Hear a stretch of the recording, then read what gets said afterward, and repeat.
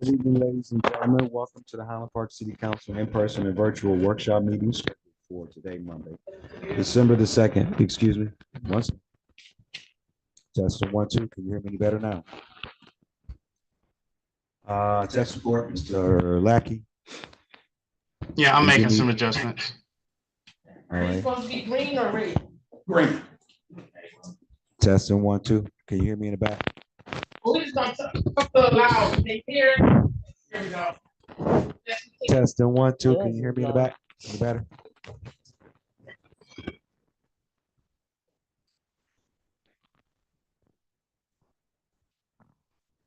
Testing one. Okay, so testing one, two. There's something wrong. Not a problem. Go old school. Testing one, two. There's a value button on the bottom of that, Council President. Oh, is that what it is? Yeah, it's a value button on the bottom. It's high and low.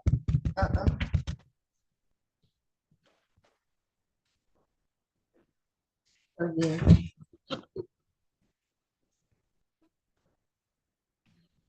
Try this one more time. When I have my glasses.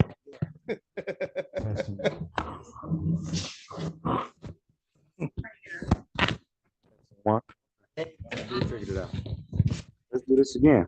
Good evening, ladies and gentlemen. It is 6:02 p.m.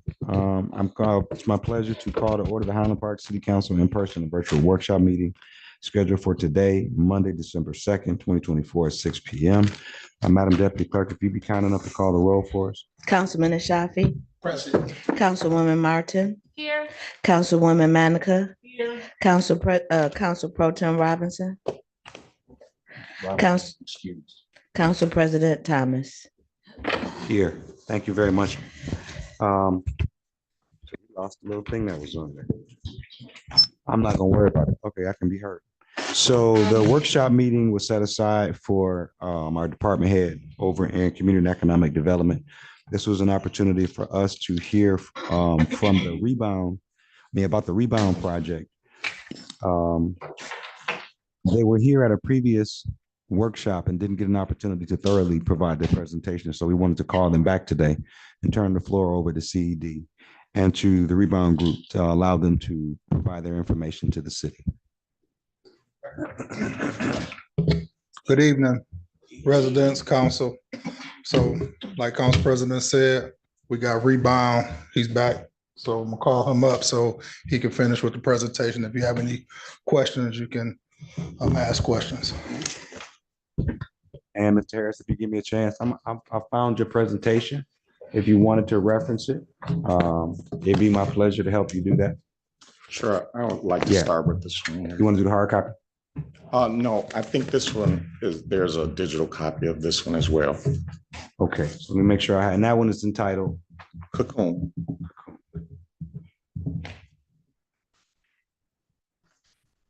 It probably came from the same document. Give me just a second to pull it up.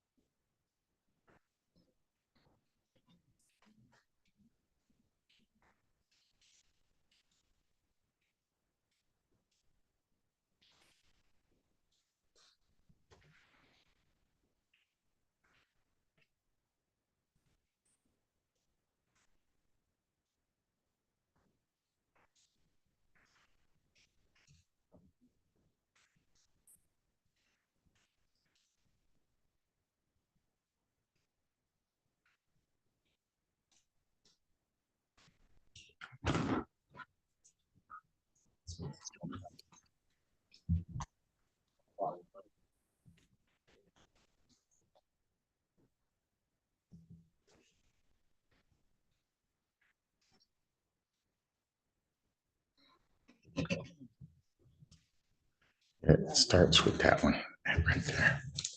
Yeah, that's the correct one. Starting there.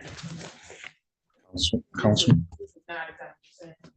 That's the beginning part. I don't know if you guys want me to go Just back drop my over Zoom meeting. the my history and performance. Okay. I mean, I would like to just briefly talk about what we did before, about some of the projects I've done and some things I've been involved with, but just getting into the meat and potatoes of what I plan on doing here in Highland Park starts with this page here. All right, Mr. Lackey, could you let me in?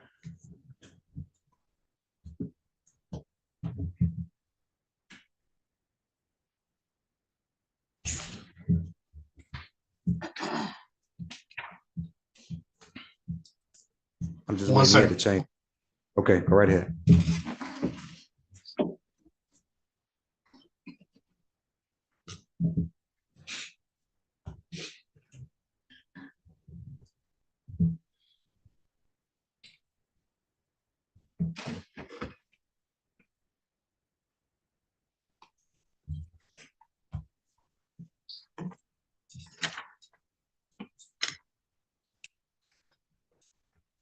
Okay, now the citizens have a copy of it also.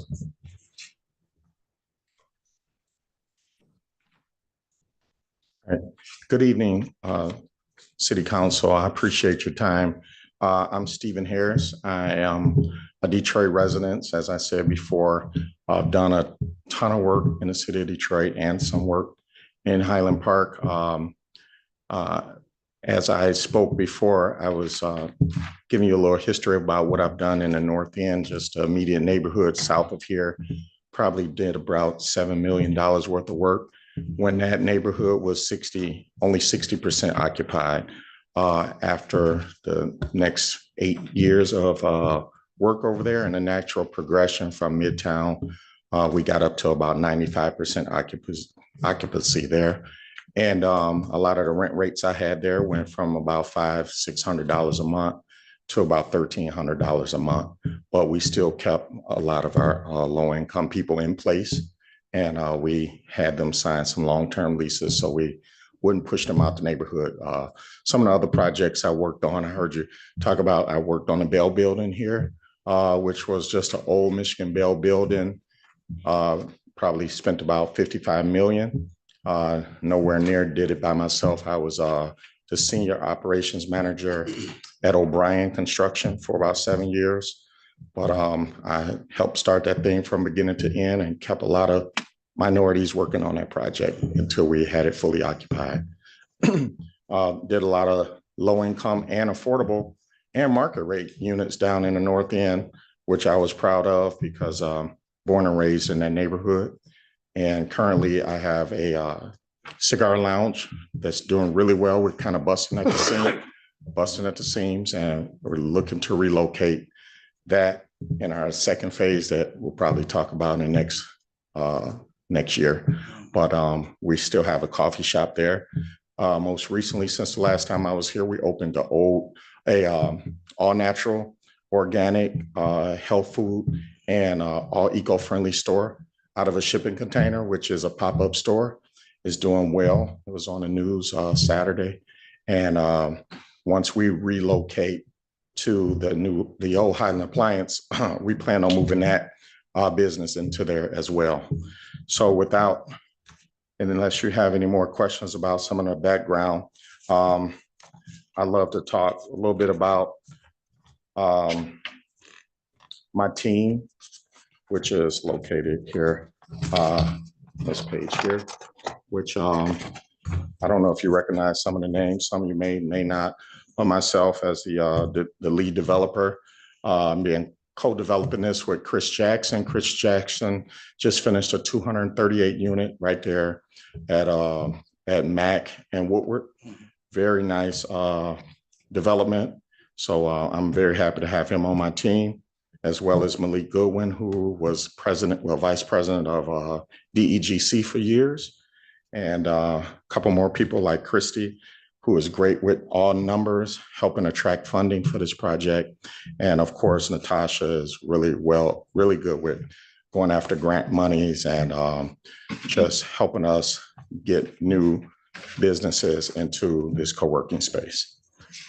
As we talked before, if you're not familiar, we're going to try to acquire the old Highland Appliance and the theater next door in a vacant lot adjacent to there's a long vacant lot at 13839 Woodward, I'm sorry, 13831 Woodward, along with 12 Pasadena, which we should be able to get about 20 minimum.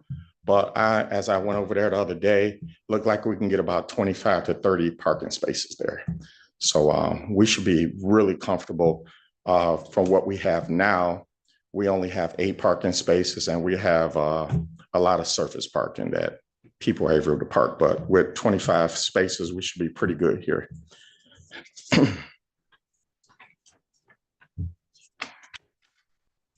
So if you take a look at the next 2 slides after that, which says new site development, right there. Yep.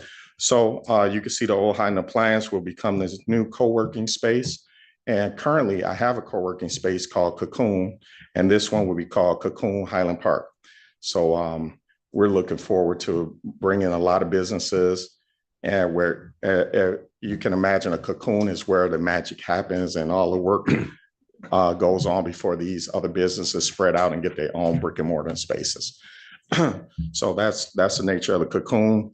That entire building, that entire space next to it, the old theater, the entire space won't be a food court. Only half of it will be a food court. The other portion of it will be a maker space. If you can imagine people that come in and actually make their goods on site and sell them right there. So the other part, the co-working spaces, people have their offices and they have meetings, they have training. People just pop in at a little hot desk, pop their laptop open, get to work. But the maker space is where they actually make and sell their goods. So they would share that space with sort of like a food court where we have 3 different food vendors. And there they won't take up a lot of space. If you can imagine what happens over at the Detroit Shipping Company, it will be similar to that. So a small 300-foot section for 3 different businesses. We'll have tacos. We're looking for a Mexican. Well, we already have a couple of leads on a Mexican restaurant and soul food. And Puerto Rican food will be a hit. huh? Puerto Rican food will be a hit. Be a blend.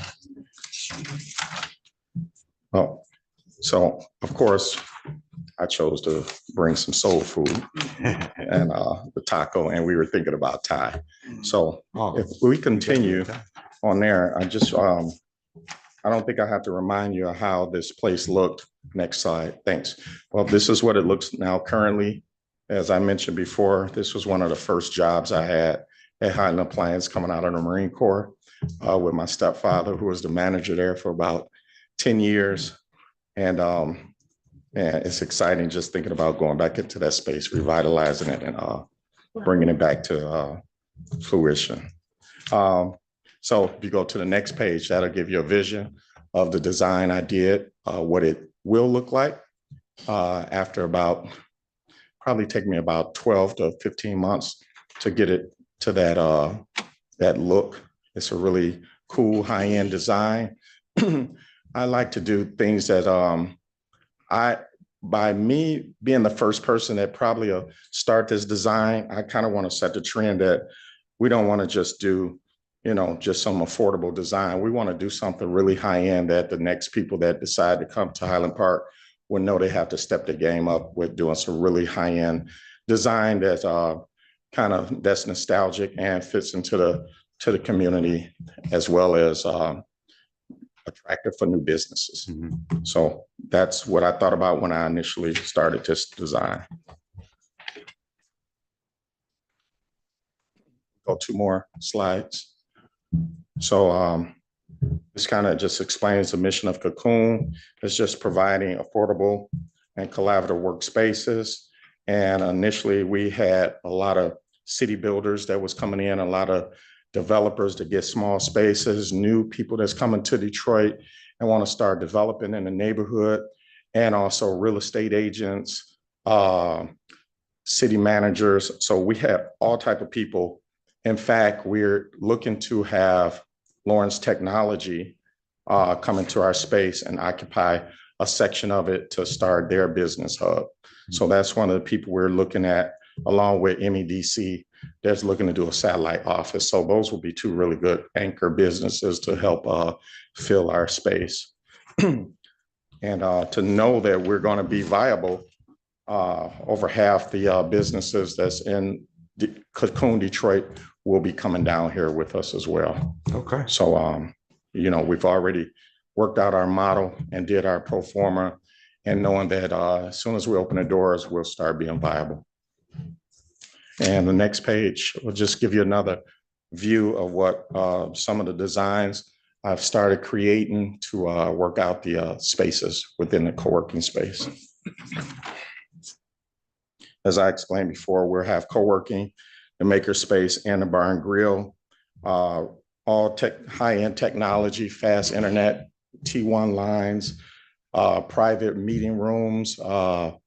We have free coffee. In fact, one things that's good about where we are now, we have 24/7 access. So people get key codes and key fobs, and they can come in and out. We have tons of cameras, so we know who is in and out. And I'm proud to say we're, you know, right there on East Grand Boulevard near Woodward, and we haven't had any incidents in the 6 years we've been there. So I'm very happy to say that. So I'll flip two more to our timeline. We're looking to get started right away here in January. And by that next January, we should be complete with our construction. And over the next 6 months, we'll start moving people in. And by July, we'll be fully occupied. Okay. So we're looking about, I'm looking at about 15 to 18 months from shovels in the ground to completion. And then the next slide will just give you some pictures, some precedent studies of what we have already and some of the ideas it's gonna look pretty similar to this when you walk in a space off of Woodward and from the side entrance from the parking lot. With the open seating, semi-private booths, outdoor seating, these high-end design workstations, and we're gonna have a coffee shop. Next, which I knew you all would be happy to see, is a nice Mexican restaurant with a taco bar with, you know, as soon as you're off work, come and grab some margaritas, whether virgin margaritas or have a little something in it. But we're definitely looking forward to having these spaces here where people congregate after work. What I like about Cocoon and some of the things we did on John R., it keeps people in the neighborhood almost all day. A lot of foot traffic. People are either getting food, they're getting drinks, they're getting coffee, they're going to get some art. So it kind of keeps people in this buzz in the community, and not just for a certain demographic. You got kids that's coming all the way to seniors, and that's what I like most about improving the quality of life in the neighborhood, because you keep it full circle throughout the generations that's in the neighborhood. So next thing, talked about it before, our partnerships. We're looking forward to being great partners with Highland Park. We've been talking the list. We've already on board with MEDC, going after some of the grant money. We're in the queue with Liberty Bank to get $1 million from them.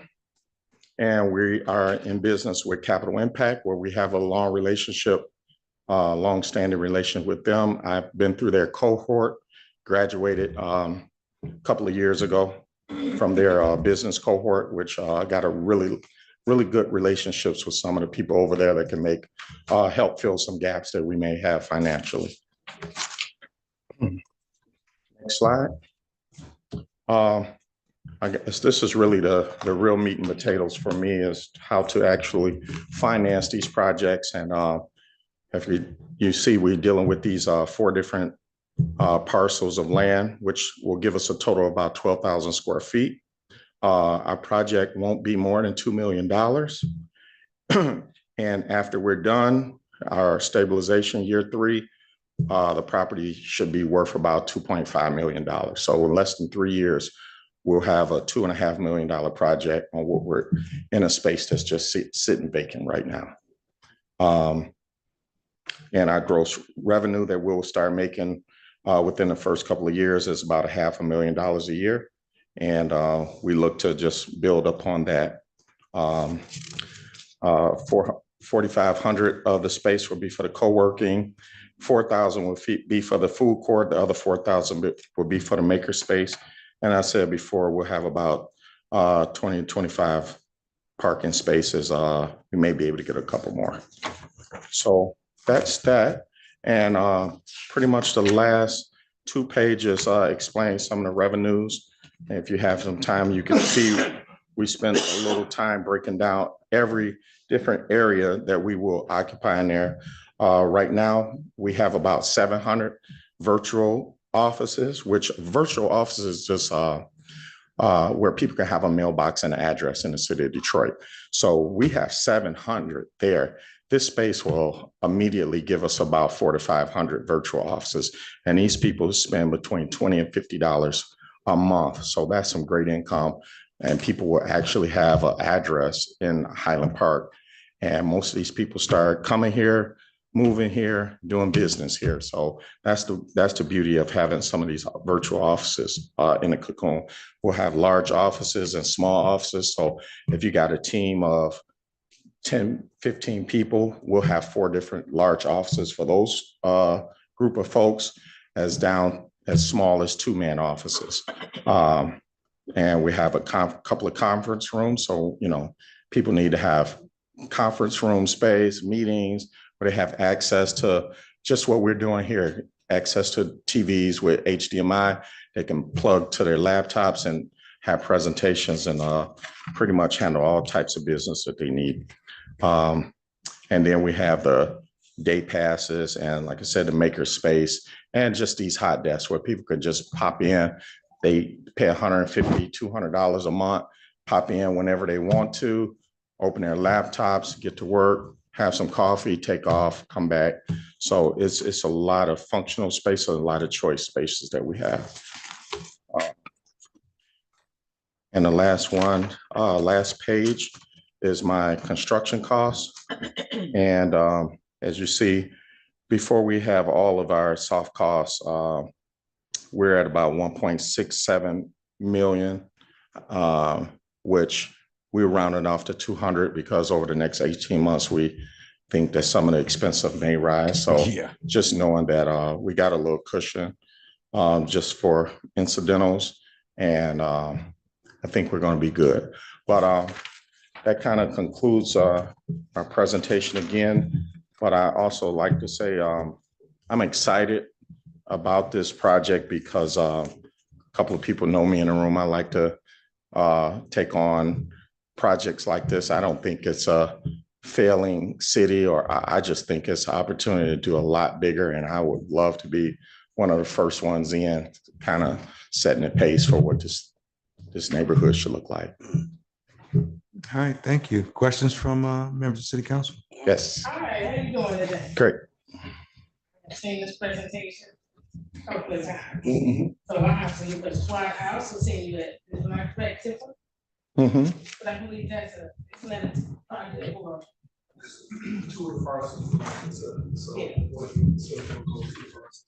Which 2 parcels are those again? 12 Pasadena. 12 Pasadena is what? That's not Highland Park. Right. Okay. So here's a couple of questions for you. Are you still, well, you're probably gonna need a lot more funding.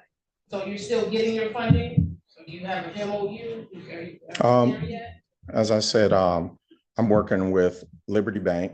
I have a good relationship with them to secure $1 million.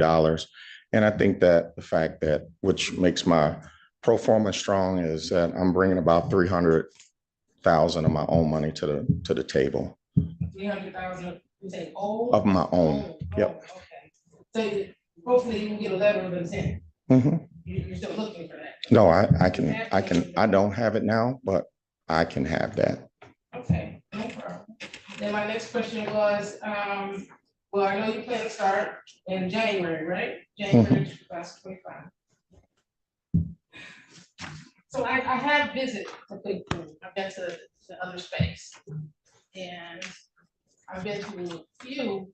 Can everybody hear me? I'm sorry. I've been to a few workspace. Mhm. There's another one on, I believe it's, wanna say Brush, might not be Brush, but before it did not work.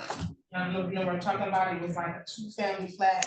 Oh, yeah, that's over on Oakland. Is it open? Oakland. Okay. It's called Mhm. Seat. So It was they had- Seat. Yes, okay, thank you. And so they had a workspace as well, where we did same scenario. I don't have a brick and mortar. I can come in there, I get a mailbox that makes me have a brick and mortar. We also have another one on Woodward and it's, down by across from the high school, you know, Highland. This Robinson or this Johnson. They were creating that same scenario of the workspace. So that means we'll have a lot. What will make your workspace work more so than the other places I've seen that have to close, including, if I understand you correctly, you're gonna close the one on the boulevard. Mhm. So what makes you close the one on the boulevard? You know, is it not doing as well there? Is it not, because I did visit, I want you to know, I did visit. I did talk to some of the people that were in there, and I noticed a couple of things that, I mean, it was nice, I did like it. It is a place for people to work, but it looked like there was a couple of companies in there, small businesses, but there was nothing else, and I did like the conference room, Mhm. where you can have, maybe a conference, I think in there is it 20 people? A little bit more? About 16 to 20. So what would make it work? What are you saying is gonna work here? More so than all these other different spaces I've seen it not. Well, that's a good question. So I know that Seat, they had a fire there and they had to close down, but I allowed her to move all her people into Cocoon. Okay, So, you know, they're actually there now and they come and get their mail. And some of the people do their pop-up there. So I can't really speak for the other people's model and what they do, but I mean, if you compare that to some of the successful places, Tech Town is doing great. You know, Hunt Street is doing great. You got a couple of other places, Bamboo, they're doing great. Mhm. So we're similar to them. And when you come in, a lot of these people, it don't look so crowded. For some of the reasons we only have 3,000 square feet. We used to have 6,000 square feet. Vanguard took half of our space and gave it to someone else. But that was during COVID, but we really needed that extra space. And that does not allow us to do some of the things we're going to be able to do here. But the people that are there, like I said, don't look as crowded because a lot of people come at night. They come on a weekend. But the good thing is we don't have any offices available. They're all rented out and have been rented out for the last 3 or 4 years that we've, you know, been open. So we have a waiting list. A lot of the hot desks are rented out. We are trying to rent out more hot desks, but it's such a good model for us because, like I say, we had a virtual offices. A lot of lawyers come in, they do their depositions. We allow kid programs to go on the weekend. So I can't really speak for the other people's business model. I just know that the one. I'm just asking, why not leave that one there and create this one? I guess,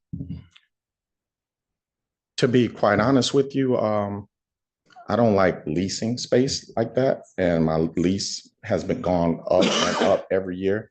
You know, I don't like that. My lease has gone up 1 year, $700, and then the next year after that, another $800. So I said, well, I talked to enough of the members and they love Cocoon and they said it's not that far. So they're willing to relocate. Yeah. So that was just some internal issues that we've had. If it wasn't for that, I still would be able to keep Cocoon in Detroit and move on here, but just the location is not far enough for me to keep 2 places. Okay. I have another question. What happens, so say, and first I want to say, I love the idea.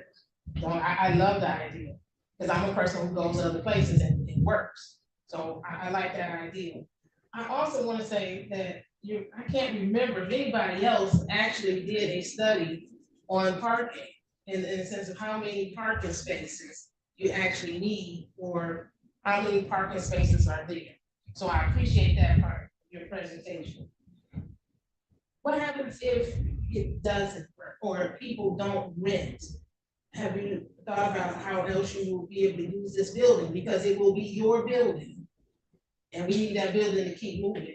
So just keeping that in mind, and you don't have to really answer right now, but you have to answer. I do. Okay.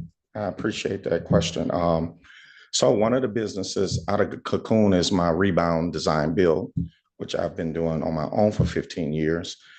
So rebound design build alone can sustain the business, but I don't anticipate that being an issue unless we had some unfortunate problem like COVID, which, you know, hopefully nothing like that ever comes around again.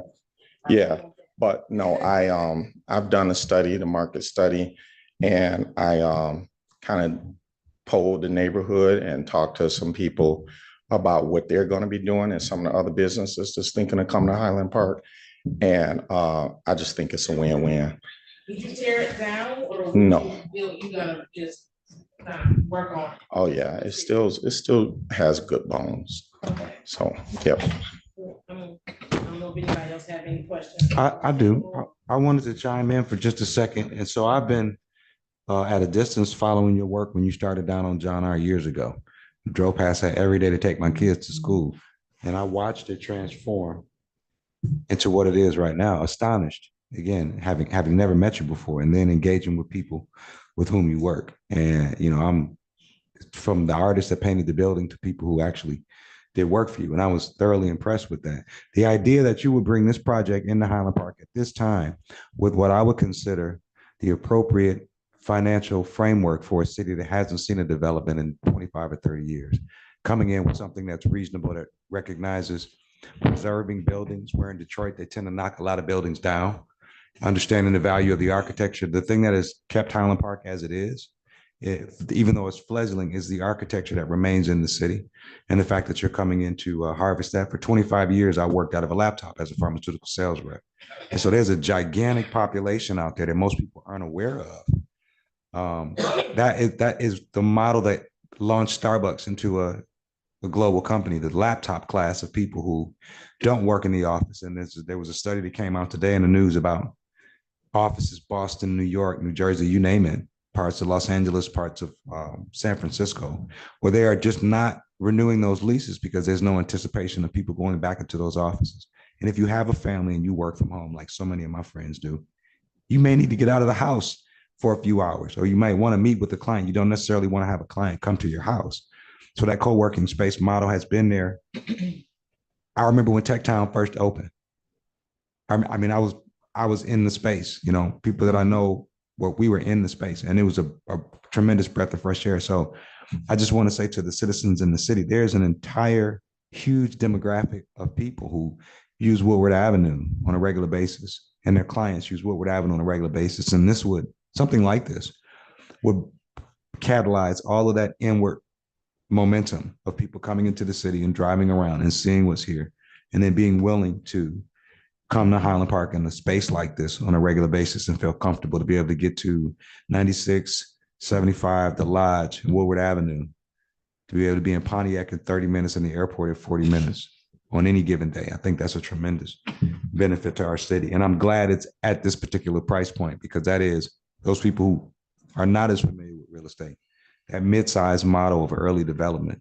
It's like catch me if you can. Once that is done, it is a pillar, it's a marker, and everyone that comes after will have to either match that or move above it. If you look Woodward Avenue, Ferndale, Birmingham, that's the other place that I drove around. I was looking for that aesthetic, certain parts of Canton, you know, so it's catch me if you can for every developer thereafter. So I do think it'd be a great opportunity for our city. Yeah, I appreciate that.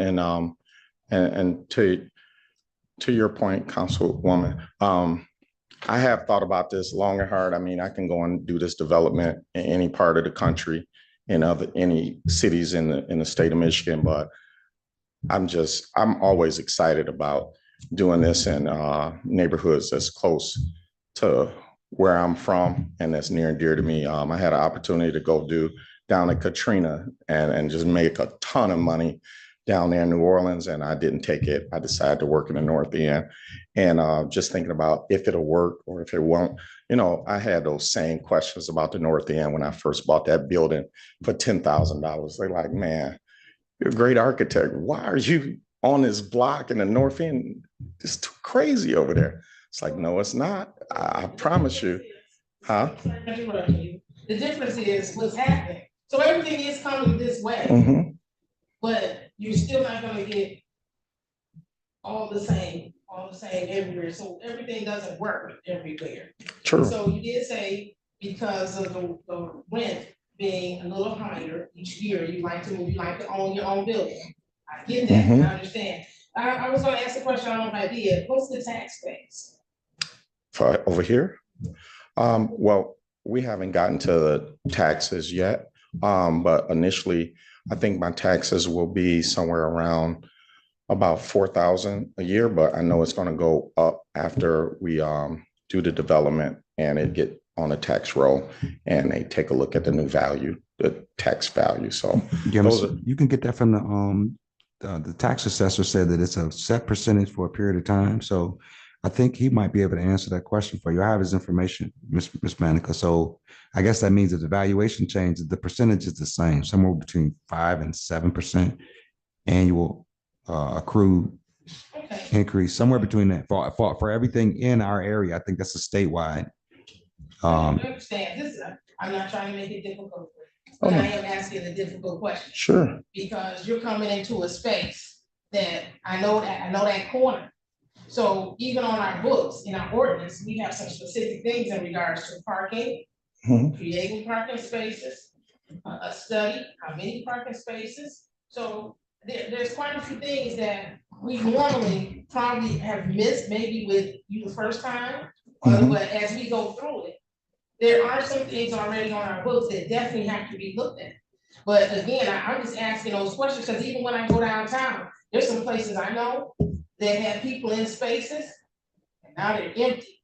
And they're asking for leases. Many things that are down there, there's still some spaces that have become empty for whatever reason.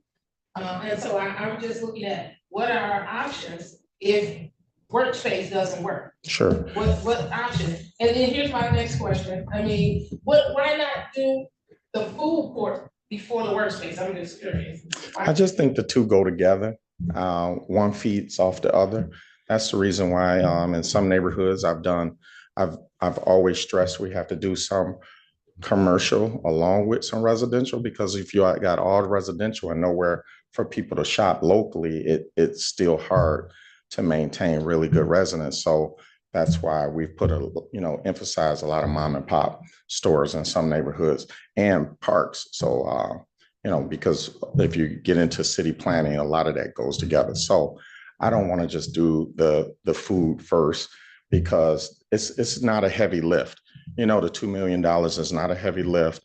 And I know a lot of those buildings and a lot of people go under because they take these huge mortgages and they have to count on people coming and like filling those spaces almost 90%.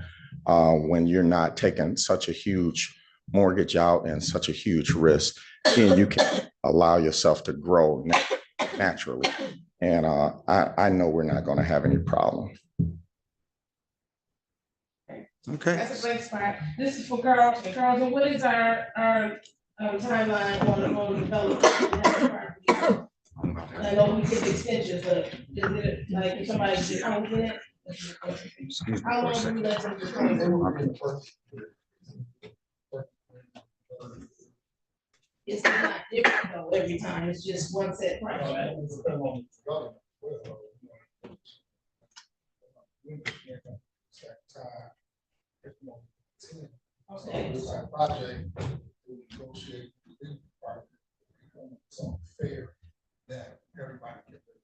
So it'll be different for each person, right?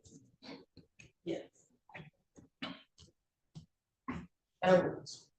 It's okay. I like it, I do. I told you that before, even when I Yeah. was in the system. Well, It just needs to be done. no, I appreciate the tough questions. The one thing that that you need to know is it's only so much we can do before we get site control. You know, I'm putting almost 100 hours into these projects, but until you get site control, that's when you really can take off, and your pro forma would change a little bit, and you got to massage it. And then I started doing a lot more. Like I said, I already talked to Carlton and some other people like, okay, where do you plan on putting this paid parking? You know, I need to know, because if people are going to be here paying to park, I need to know what that looks like. I need to get access to more of the traffic studies to know how they can get in and out. So there's a lot more work we have to do within those first couple of months after we get site control. And that even includes if you decide to charge. And then we're just saying, look, what do you do when it comes to the city? So you're absolutely right. So thank you. We can't start with the next person, so I don't know if anybody else has any questions for you, but absolutely. And that area doesn't have a lot of houses right now, residents. So then that's the thought too, when it's coming, lighting, lighting, very much so. Definitely. Food court. I have a question. So Curious to hear that. I saw the video. I wasn't here. I didn't meet you the first time you were here. But I really enjoyed the presentation when I saw it on the video. Thank you. My first question is why soul food? Why soul food? Yeah, why soul food? Because it sells. I mean, just the demographics. Because I think we got already two, huh? Well, we got food more. No, we already have 2, 3 of them already over here. That's No, what they're closed. sister or sister. That's on Hamilton. That's closed. It is not always open every day. This will be So- open every day. And then what about No, they go down by the mini mall. We're gonna. The one that's somebody down in the mini mall. Roscoe. Thank you, Oscar. Roscoe's closed? Yeah. Excuse me, ladies. Forgive me, everybody. I'm kind of under the weather. I wanted to.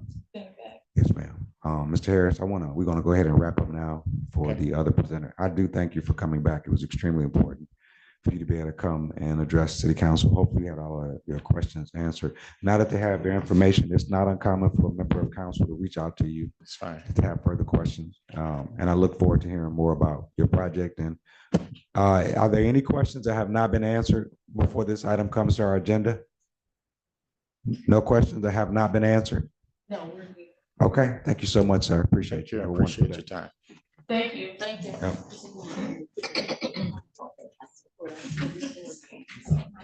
To members of council too, I want to see about making if I can make changes to my schedule to be able to provide some additional time for these once-a-month workshops. So. forgive me. All right. Yes, sir. Well, thank you for that. So I want to bring up the next requester, Ms. Jackson. She has a project that she's looking to do on Midland. And she came in and we talked about it. So I wanted to bring it to the workshop so she could present it to the council. Ms. Jackson. Hi, everyone. Good evening. Hello, Ms. Jackson. How are you? I'm good. How are you guys? All right. So there's a presentation that was sent that This came from you? Kalinda sent it. Give me just a second. That's okay.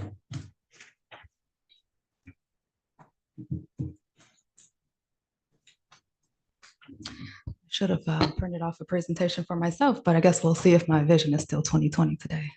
Well, you want to tell us a little bit about you? While we wait? Yeah, absolutely. So part of that was on the presentation. That's okay. But I guess we can start. My name's Alasha. I'm a Detroit native.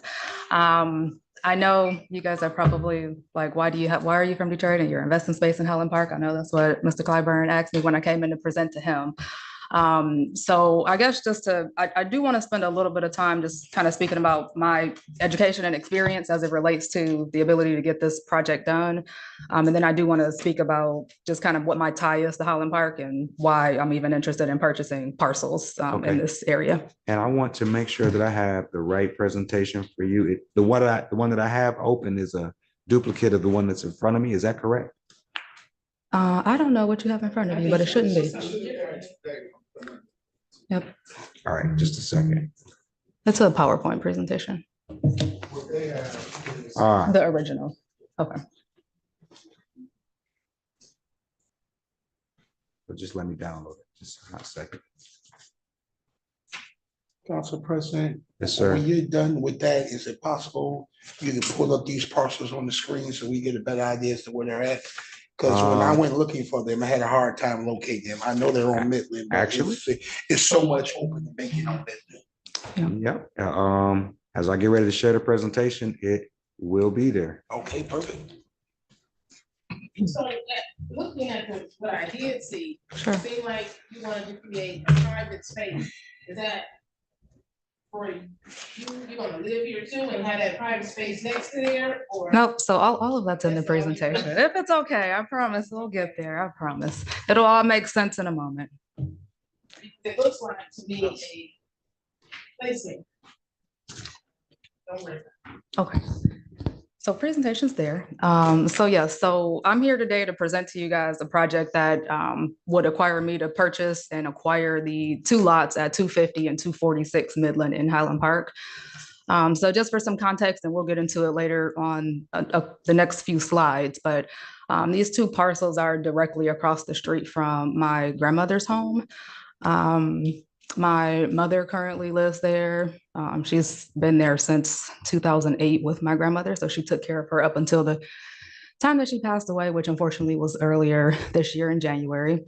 And so the use for this space, it's a private space for my family to be able to have a space to come back to relax, to fellowship, and to create kind of a space where, and I'll get into it in a little bit, but I spent a lot of time in Highland Park at my grandmother's house growing up. So we have a new generation of cousins that are coming up, and I want to make sure they still have the ability to connect and fellowship like I did when I was younger. We can go to the next slide. So really quick, a few things I'm going to go through. I'm going to try to make this fast because I know we've got don't worry about the clock. Keep going. the meeting coming up. So I do want to share a little bit about me. Just again, I know this is your guys' first time meeting me, and I hope it won't be the last. I will share why I'm choosing Highland Park, which I briefly touched on a little bit prior. I want to share what the current state of these lots look like, what I'm proposing to do with the lots, what benefits that'll provide to the city of Highland Park, as well as to me and my family. I'll talk a little bit about funding and previous projects that I've worked on that are of a slightly smaller scale.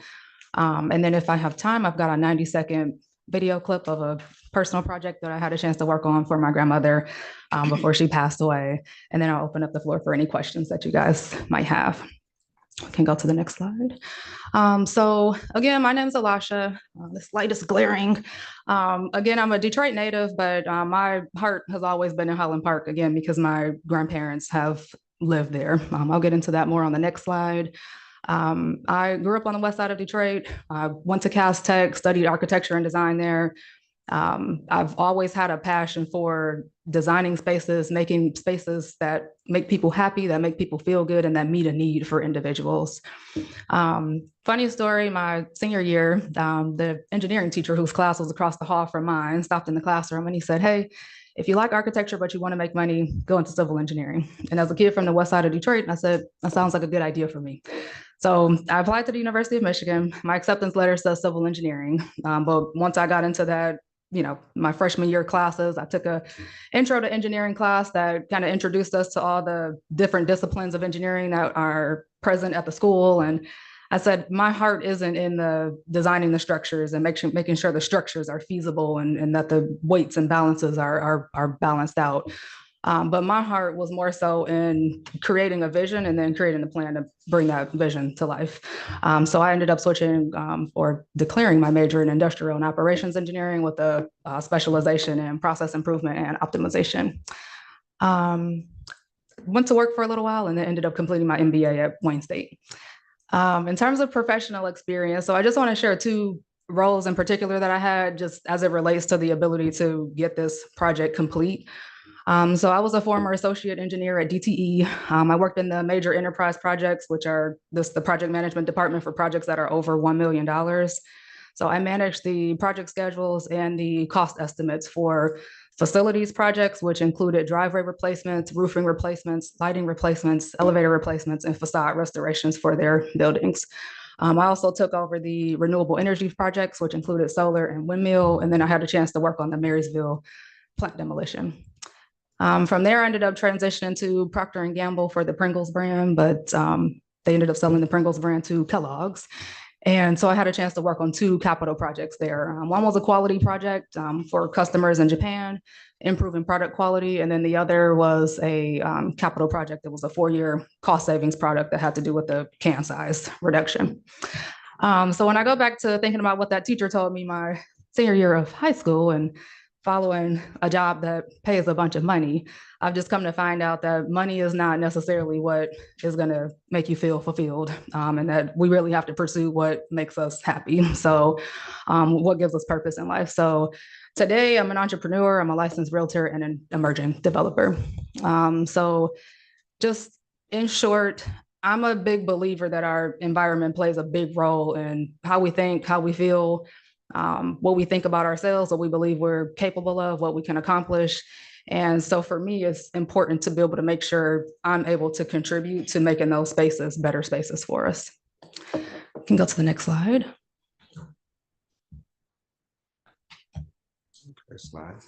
If it wants to go. Okay, so why Highland Park? So again, I mentioned earlier, my grandparents bought their house in Highland Park back in 1967. If you look at that picture up there, the two lots I'm interested in purchasing, they're right behind it and slightly to the right. So this picture was taken right in front of my grandparents' house. I'm going to try to keep it together here, but this house is a house that I spent a lot of time in growing up. So my grandparents, that's where they raised my mom, my aunts, my uncles. But it's also where I spent a lot of time growing up with my brothers and my cousins. Bear with me, guys. This was also where we spent a lot of our holidays. So Christmas, Thanksgiving, Mother's Days, birthdays, just have a lot of memories in this house growing up. Me and my brother and two of my cousins attended the Boys and Girls Club in Highland Park for 3 years. Goodness, I mean, I can think of a ton of memories from going to Red Apple with my grandmother to go grocery shopping. She used to take us out on Mackenzie Field to play on the hill before they flattened it out. We used to play on the playground at Midland Elementary before they tore down the school. And then a lot of times we would just race cars as they turned off of Hamilton onto Midland just to race them down the street. So just a lot of memories. My grandmother was the glue for our family. So just a lot of time spent in Highland Park over the years. Her house was always a safe haven for different family members if they needed to come back, whether they were completing grad school or needed to be closer to Wayne State for undergrad. You know, if you had somebody who was not in a good place with their parents at the time, my grandmother's house was that place that you could come back to. Outside of my family roots here, but because of those family roots, I've had a chance to partner with Sue at the Recreation Department. Last year, she invited me to come participate in a back to school fair that was out on Mackenzie Field. So I was able to provide some resources for seniors in terms of healthcare. And then one of the partners that I work with provided a ton of laundry detergent, paper towel, dishwashing liquid, toilet paper to give away at that event. She ended up connecting me with Bernadette, who was previously over the senior program in Highland Park. And I was able to partner with her on a few events. And the last one was at Faith Tabernacle, I believe in June, maybe early August. We can go to the next slide. So these are just a couple of clips with my grandmother. So my granddad actually passed away in 2003. He had a stroke when I was a kid and his health just deteriorated over the years. And so for a long time, it's just become known as my grandmother's house. She's been there again through earlier this year in January, and we unfortunately lost her unexpectedly. So my grandmother was still in good health, still in her right mind, still moving around, still acting and functioning as normal. And one day I was at her house, me, her, and my mom were watching a few TV series, and she had a stomach ache. My mom said, hey, we'll wait and see if it passes. The next day, she ended up calling me saying, you know, hey, I just want to let you know I'm taking Graham to the emergency room because her stomach ache has gotten worse. And she called me back a few hours later and said, hey, I don't have good news. And they ended up telling us that she had gotten diagnosed with stage 4 metastatic colon cancer, which for me, I asked my mom, I said, didn't she just get a colonoscopy not too long ago? And she said, yep, I think it was 3 or 2 years ago. So it just wasn't something that we were expecting. But in short, if you can see from some of these photos, my grandmother was very, very loved. One thing I loved about going to her house is that there was always family there. So you were bound to run into a cousin, an aunt, uncle, somebody. So for me, this project is about honoring who she was, her legacy, and creating a space for my family to still be able to come back to share those same memories. We can go to the next slide.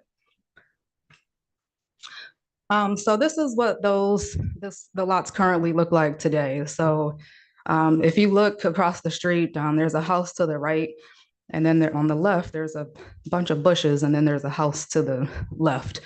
So there's actually 3 lots across the street. So 250 Midland is to the far left, 246 is in the center, and then 244 is on the right. This photo was taken from my grandmother's porch. And so again, I'm looking at purchasing the 2 closest to the left. And again, the intent is to create a space where, again, my family still has a place to be able to come back to spend time together. A lot of my family has had a hard time actually being back in my grandmother's house, just because she's not there anymore. You know, and so this is, again, just to create a space for us to still be able to come back together. We can go to the next slide. So this is a proposal for what I plan on doing with the space. You can see it's enclosed for security purposes, but it was important for me to keep the front of that space open, just to be able to share some of the vibrancy with the rest of that neighborhood. So previously, on that last slide, these 2 lots have been vacant for over 15 years. So the lot at 250, there was a house, an abandoned house there. Squatters were living in it.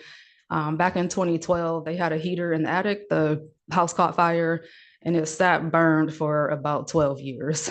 Trees started to grow up around it, and then they finally tore it down 2 years ago. And then 250 or 246 has always been, I won't say always, there was a house there at some point, but it's, you know, for a very long time it was vacant.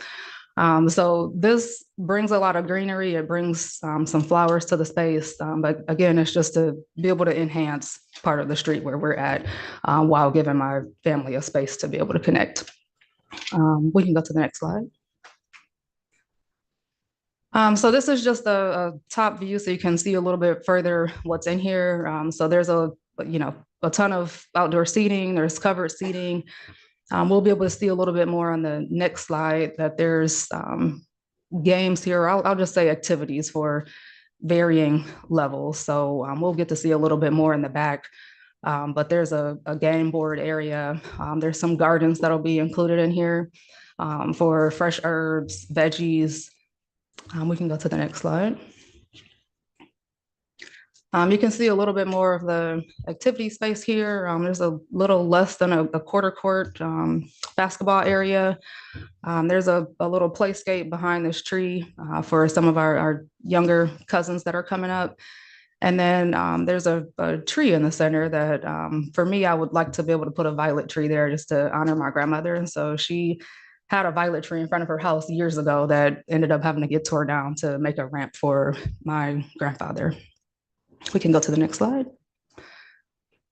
This is just another angle, just showing what that space looks like.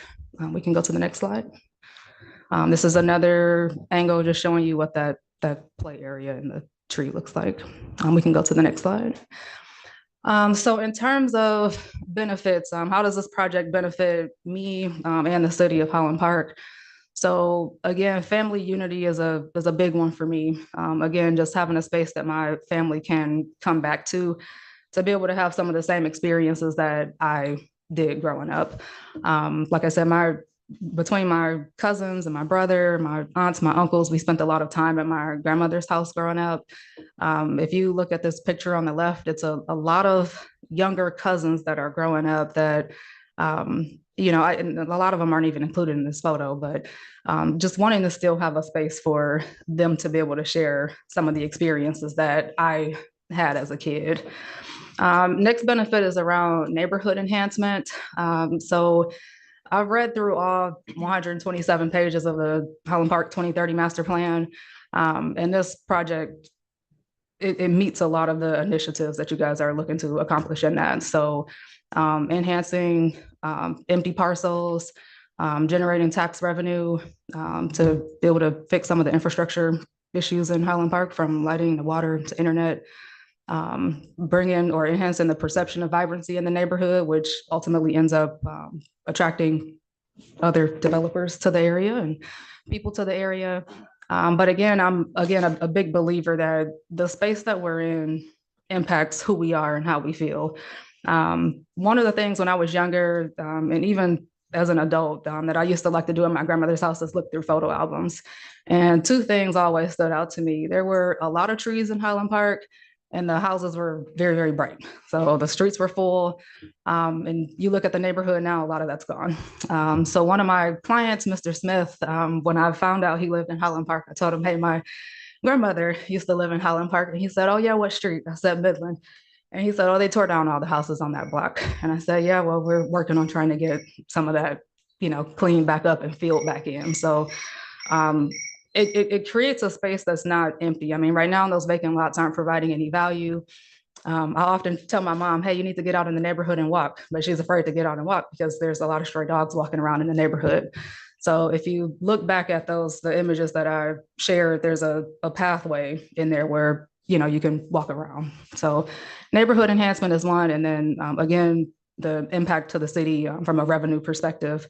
Right now, there's no tax revenue coming in from those property spaces. So that's increased tax revenue for you guys. And then also decreased maintenance. So my dad and my uncle, in between the city coming out to manage the lawn, my dad and my uncle are often managing the lawn over there.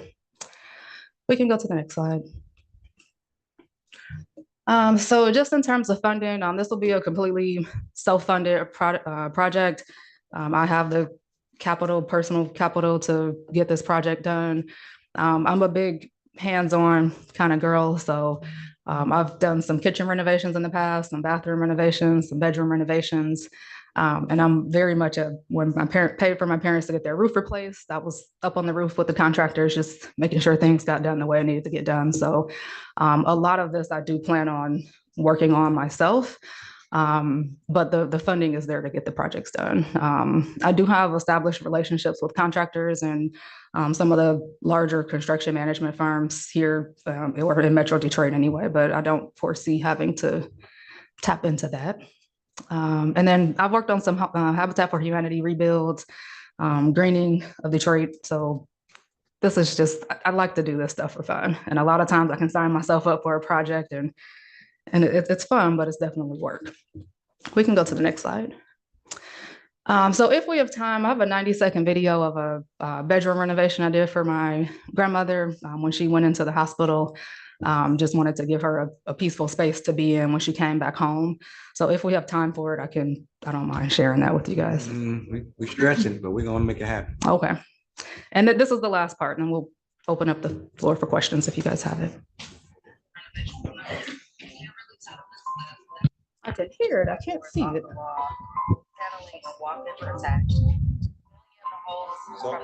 Can you press the expand button on the corner of the gray tab? Yep.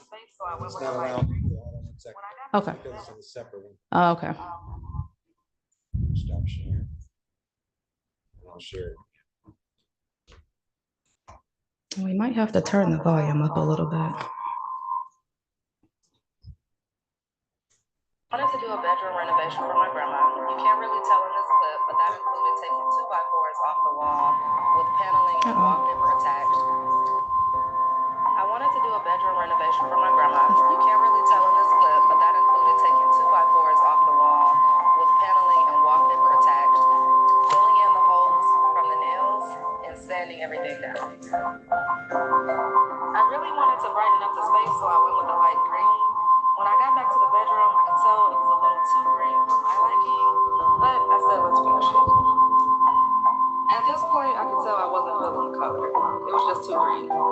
but I said I would see what it looks like in the morning. This was the next day, wasn't feeling it. I called my brother so he could see it, he didn't like it anymore. So I decided to transition to a block color with white at the top, gray on the bottom. But the green was still too green. So I ended up back at Lowe's for a lighter color green, and this one was after 3 attempts, I was satisfied with the color. I'm so grateful to my uncle for coming to help because I was getting tired. And so the room started to come long and I started to feel a lot tired. Went out to go shop for dinner. I don't think there's anything that can be done about that reverb. Shout out to my That's dad okay. I for think it's just the replacing all sound. the vent covers and the electrical outlets and plate covers. So the room was coming along. I was very excited. And this was the big reveal. The room looks so much brighter. I didn't get a chance to stain her floors, but I'll come back to that. But I think she did. All right. So that connection was not, All I right. don't feel like you guys got to see everything. So let me do this. I'm gonna turn it over to city council. I only got 20 seconds that I just want to add to it. Okay. I think your U of M trained engineer trying to do a project, outside project like this in Highland Park. I think that's pretty awesome. This is the type of thing that would make other people driving through saying, I would want to invest here. It's very unique. And I could go on, but that's my 2 cents. I think it's a very unique project in and of itself.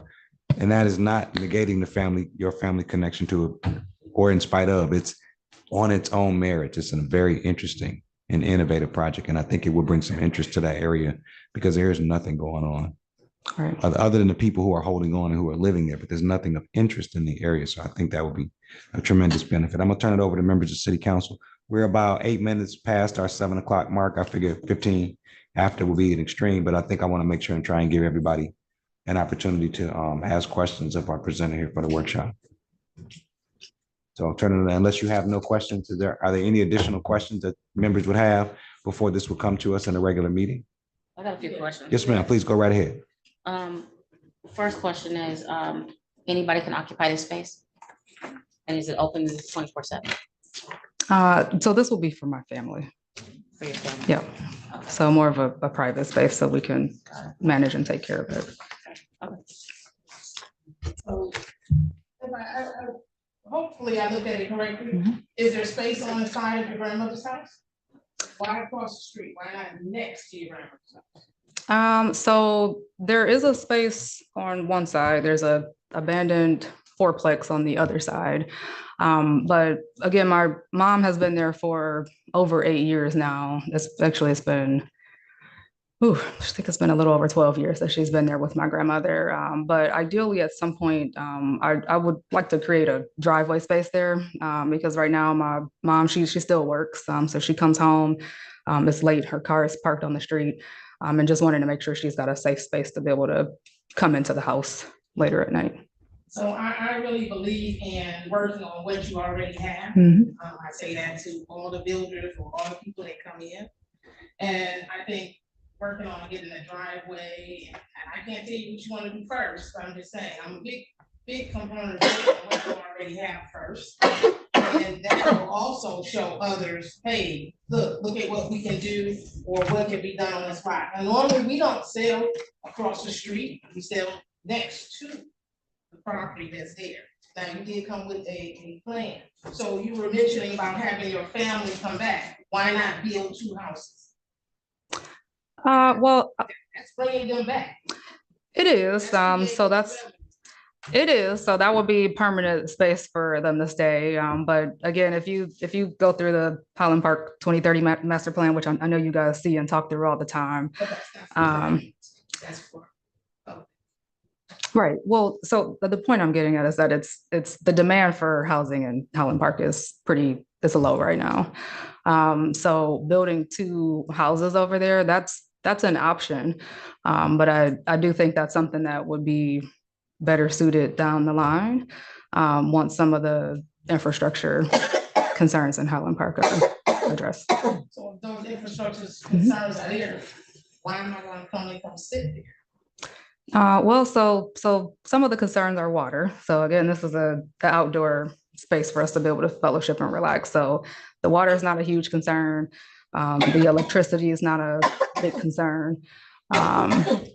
That's, I don't think the concerns that you would have with an outdoor usage space are a little different than what you would have from a housing standpoint. So like I told the other gentleman, there are some things in our books that say you would have an electric bill. 'Cause you Oh, would yeah. have to create lighting in that area. You also would have to have a water bill. You're gonna have a water bill, period, whether you use the water or not. Or the reason you wanna add there, how you gonna water? Yep. So there still is a water bill, and there's still a water bill whether you have green there or not. So again, where my standpoint is that, and so CD administration, all know, we need housing. Right. You keep saying you wanna bring them back and enjoy this space where, and sorry for your loss, of your grandma, but to enjoy this space. What better way to enjoy this space than to live here? And you can still acquire other land after living here, but you also can improve where you are and also show people, hey, this is what it looks like. This is what you can have here in Highland Park with all our other issues that we have. So those are my biggest thing. For me, I don't know about the other two. It kind of looks to me like Avalon Village. Right. Yes, agreed. Mr. Shafi. So, I think your design is very beautiful. It's actually something I would love to see in the city. My concern is the precedent that we were set with the individuality of it. If it was open to the public, I may be more on board and more willing, but it's personal, it's private. And I'm worried about the floodgates is gonna open for other people who come in and say that they want something personal and private. And they want the city to give them land to do something personal and private. I could see something like that in a number of areas, I'm saying, a big chessboard, absolutely beautiful. I love to play chess. I do too. It's I can see it. I see the vision. I'm just worried about, we already have monstrosity on Avalon Village is doing the exact same thing. And I'm worried about what doors are going to open with the personal and the private part of it. If it was open to the public, I would be more amenable to it. Okay. But that's just a little thought for you. Okay. Okay. Additional questions? Thank you so much, Ms. Jackson. Thank you. I appreciate So we've you. asked all the questions that we would need before we would move forward with this. All questions have been answered. All right. Thank you so much Thank for your you. time. And with that, at 7:14, we will call the workshop meeting adjourned and take a brief break before we start our next meeting. Thank you. It's like 5. Can we have 5 minutes to get some water? Absolutely. I gotta look forward for my.